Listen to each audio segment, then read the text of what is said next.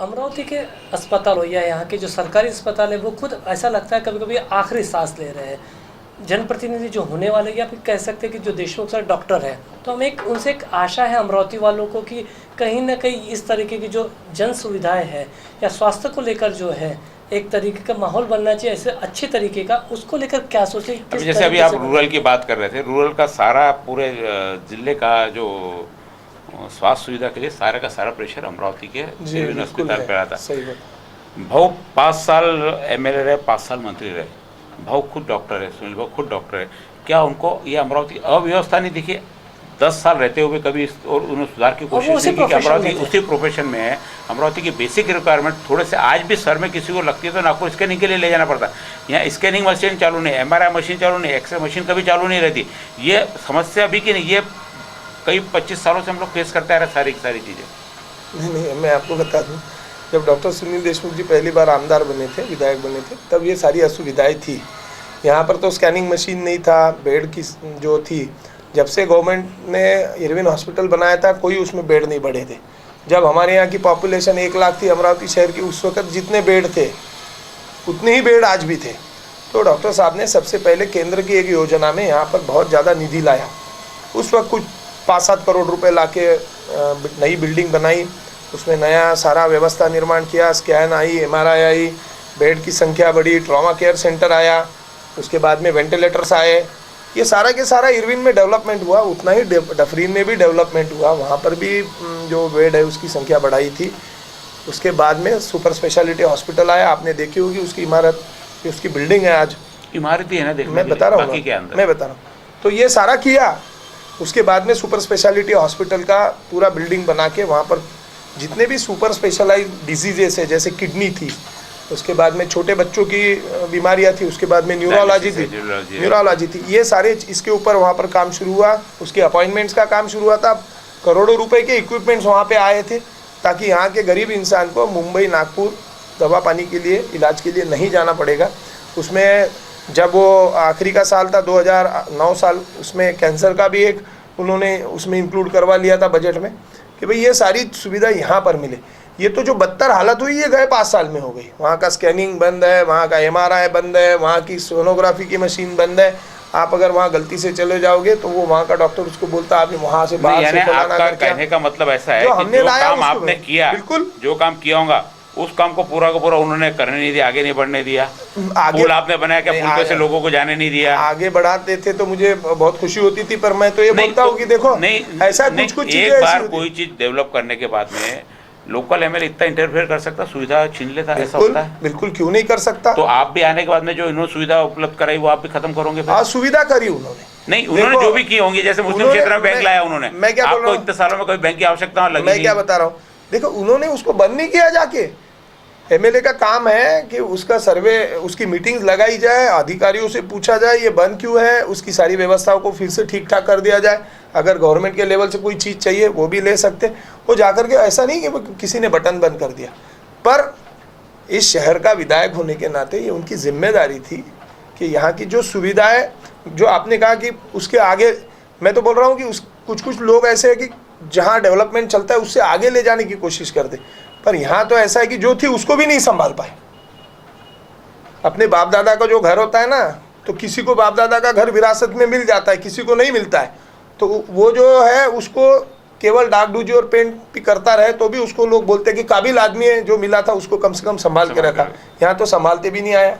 नहीं, अभी स्वास्थ्य सुविधाओं के लिए क्या आपके एजेंडा में कोई प्रायोरिटी रहेगी अमरावती में? क्या इरविन हॉस्पिटल एक जो है उतनी जगह, उतने बेड क्या सफिशिएंट है अमरावती जिले के लिए? बिल्कुल नहीं है। उसके लिए क्या कल्पना आपकी, क्या होगा? हम लोग उसमें पीएससी सब जगह में नहीं, लेकिन पीएससी की हालत कई सालों से ऐसी, पीएससी की जगह तो राव साहब नहीं है, वहाँ तो आमदार नहीं है, दूसरे आमदार होंगे, वहाँ की भी हालत ऐसी है ना हर जगह। मैं पूरे महाराष्ट्र की बात कर रहा हूँ आपको। यहाँ पर वैसी हालत नहीं थी, मैं वही बता रहा हूँ आपको कि यहाँ पर वेंटिलेटर जैसी व्यवस्था, कि आपको पता है आज तो काफ़ी हॉस्पिटल्स में वेंटिलेटर्स आ गए, मगर 5, 6, 7 साल पहले अगर आप सोचेंगे तो वेंटिलेटर की सुविधा इतनी कठिन थी और उसके लिए जो चार्जेस लगते थे वो इतने हेवी चार्जेस रहते थे कि गरीब इंसान अफोर्ड नहीं कर पाता था। कई बार ऐसा होता था कि वेंटिलेटर लगाने की बारी आ गई तो उसको लगता था कि भाई मैं कहाँ से लाऊं पैसे। वो जो इंसान रहता था वो अपने बेटे को बोलता था कि भाई मुझे जाने दो, पैसा मत खर्चा करना, अगर मेरी हालत ऐसी है तो घर बेच के मुझे ठीक मत करना। ये सारी चीज़ें हमने समझ ली थी, उन्होंने समझे था, ये दर्द जो है वो डॉक्टर साहब ने समझ लिया था। यहाँ पर सारी बेसिक सुविधाएं बना दी। आज भी यहाँ पर न्यूरोलॉजिस्ट नहीं है, यहाँ पर ऑन्कोलॉजिस्ट नहीं है, जिसको हम कैंसर का सर्जन बोलते हैं, वो नहीं है। मतलब सरकारी कोई सुविधा नहीं है, कोई सुविधाओं की नहीं है। ऐसा हाथ कट जाए तो उसको जाके लगाने कई बार डॉक्टर अवेलेबल नहीं रहता। ये सारी चीजों के ऊपर हम लोग ध्यान दें। यदि सरकारी सुविधाओं की बात करें तो हर आदमी यहाँ प्राइवेट और सरकारी दवाखाने में प्राइवेट डॉक्टर को तो सीधा प्राइवेट को रेफर करते हैं। यहाँ पे प्राइवेट के डॉक्टर यहाँ रिस्क लेना नहीं चाहते, सीधे आपको रेफर कर देते हैं। पर मैं आपको समझा रहा, ये असुविधा जो है या ये जो सुविधाएं नहीं है, ये सिर्फ अमरावती में नहीं है, समझ लो आप। ऐसा नहीं है कि महाराष्ट्र में कहीं पर भी अच्छी सुविधा नहीं है करके। आज नागपुर में नागपुर मेडिकल कॉलेज में मध्य प्रदेश से लोग आते हैं, उनकी गवर्नमेंट के सारी इसमें उनका कामकाज होता है। औरंगाबाद चले जाओ, आप पूना चले जाओ, आप मुंबई चले जाओ, यहाँ के गवर्नमेंट हॉस्पिटल्स आप देखो बहुत अच्छे। नागपुर का मेडिकल हॉस्पिटल किसी आमदार की सिफारिश से नहीं बना होगा ना, मेडिकल डिपार्टमेंट के अंतर्गत है, वो तो पुराना है। मेडिकल डिपार्टमेंट के अंतर्गत नहीं आते, ये भी आते हैं ना, फिर क्यों यहाँ पे? वही तो मैं कर रहा हूँ, ये हमारे किसी का इंटरफेयर कैसे हो जाता है? फिर इंटरफेयर क्यों नहीं होगा? अरे विधायक जो होता है उसको तो पूरा अधिकार होता है, ये हेल्थ डिपार्टमेंट के अंदर में आता है, और हेल्थ डिपार्टमेंट हेल्थ मिनिस्टर के अंडर में रहता है। हेल्थ मिनिस्टर अगर चाहे, विधायक अगर चाहे तो हेल्थ मिनिस्टर के साथ में उसकी मीटिंग लगा सकता है, यहाँ की असुविधाओं के बारे में लगा सकता है। फिर वहाँ CS भी आते हैं। को लेके आपका क्या विजन है अमरावती? मैं बताया, जो यहाँ पर स्वास्थ्य की व्यवस्था है उसको ठीक ठाक करना पड़ेगा, वो पर्याप्त नहीं है, उसमें आगे बढ़ाना पड़ेगा उसको। कैसे? क्या बेड बढ़ाओगे, बिल्डिंग बढ़ाएंगे, दवाखाने बढ़ाओगे, बेड बढ़ाएंगे, बिल्डिंग बढ़ाएंगे, क्योंकि सारा रश पूरे डिस्ट्रिक्ट का रश पूरा का पूरा एक ही जगह आता है। और सुपर स्पेशलिटी जो है उसको हम लोग बिल्कुल अच्छे तरीके से कार्यान्वित करेंगे। जो बिल्डिंग खड़ी है उसमें अब शायद कुछ कार्य भी होगा। बिल्कुल होगा, यानी शुरू हो गया था जो बंद हो गया। हाँ, वही मैं कह रहा हूँ, जैसे उसको और अच्छे तरीके से आगे ले जाएंगे। एक बात बहुत स्पष्ट, क्या बीजेपी और सेमी ईमानदारी से सुनील भाऊ का काम करेंगे? बिल्कुल करेंगे। क्यों आपको ऐसा क्यों विश्वास है? क्योंकि वो पार्टी जिसके साथ हम जुड़े हैं, हम ईमानदार हैं, वो भी हमारे साथ ईमानदार है और दिल से जुड़े हैं।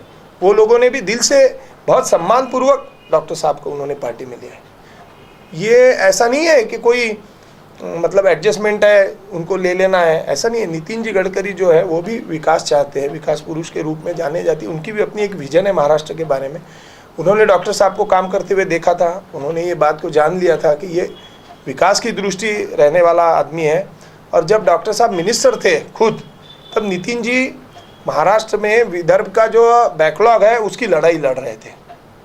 विदर्भ हमारा जो पिछड़ा है, तो पिछड़े क्षेत्र की लड़ाई जब वो लड़ रहे थे, BT देशमुख साहब के नेतृत्व में लड़ रहे थे, तब उन्होंने देखा था कि डॉक्टर सुनील देशमुख ये सिटिंग मिनिस्टर है महाराष्ट्र के, फिर भी गवर्नमेंट के खिलाफ हर इशू के ऊपर, एजेंडा के ऊपर, हर वो मीटिंग को वो हाजिर रहते हैं और गवर्नमेंट से लड़ाई करते हैं कि ये हमारा हक का पैसा है, हमारे बैकलॉग का पैसा है, ये पैसा हमें मिलना चाहिए।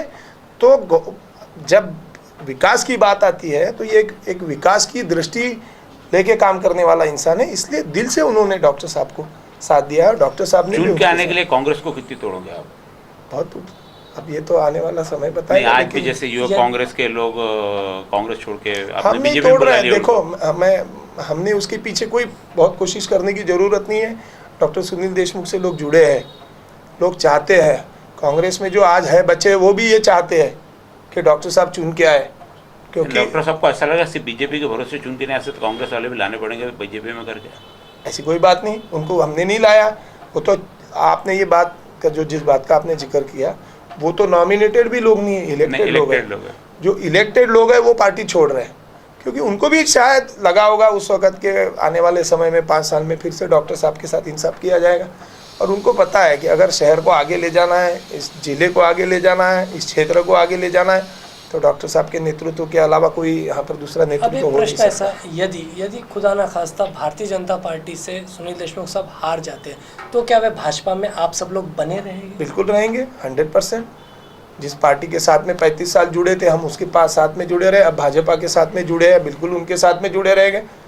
कोई भी उसमें किंतु परंतु हमारे दिल में नहीं है। बहुत स्पष्ट रूप से और खुले शब्दों में डॉक्टर सुनील देशमुख का पक्ष रखते हुए आज मिलिंद चिमोटे हमारे साथ थे। जो विजन बताए, क्या विजन बस करने में सब सच में कामयाब होंगे, यह तो वक्त ही बताएगा। हम और मिलते रहेंगे, आप देखते रहिए सिटी न्यूज़।